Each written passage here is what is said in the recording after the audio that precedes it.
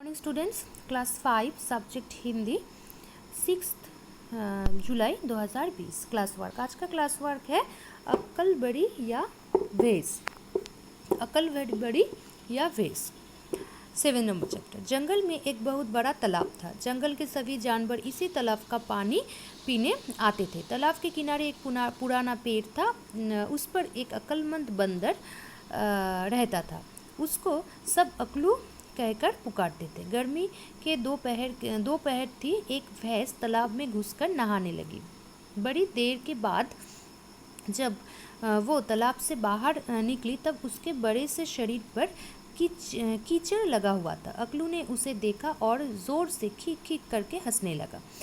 भैंस बिगड़ गई, गुस्से से बोली, तुझे शर्म नहीं आती? अपने से बड़ों पर हंसते हुए बंदर और ज़ोर से हंसा और बोला, अरे तो ऐसा भी क्या नहाना कि देह पर कीचड़ मिट्टी लगी रही। इससे अच्छा तो यही था कि नहाने ही न जाती।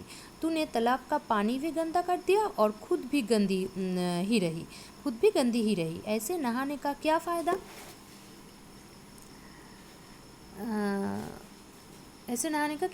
जा बड़ा आया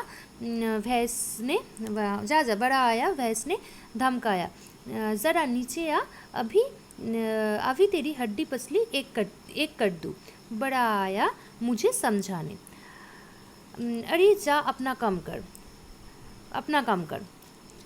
चली है अपनी ताकत दिखाने। इतना बड़ा शरीर है पर अक्ल रत्ती भर भी नहीं। अक्लू ने ताना मारा।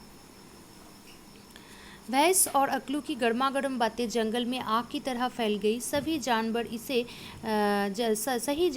इस झगड़े के बारे में बातें करने लगे। अंत में सबने तय किया कि किसी न किसी तरह इस झगड़े को ख़त्म करना चाहिए। शाम हुई। जंगल के सभी जानवर तालाब के किनारे इकट्ठे हुए। सबकी राय से ये तय हुआ कि जो कोई इस तालाब को बीचों बीच से पार कर जाएगा वही बड़ा है। इस प्रतियोगिता के निर्णायक के रूप में राजा शेर और उसकी सहायिका लोमड़ी रानी बनी। जंगल के सभी जानवर ये मज़ेदार तमाशा देखने के लिए उत्सुक थे। आधे तालाब के इस पार और आधे उस पर जाकर जम गए। अक्लू और भैंस भी प्रतियोगिता वाले स्थान पर निश्चित समय पर पहुंच गए। अक्लू बहुत परेशान था। उसे तैरना तो आता ही न था, लेकिन इज्जत का सवाल था।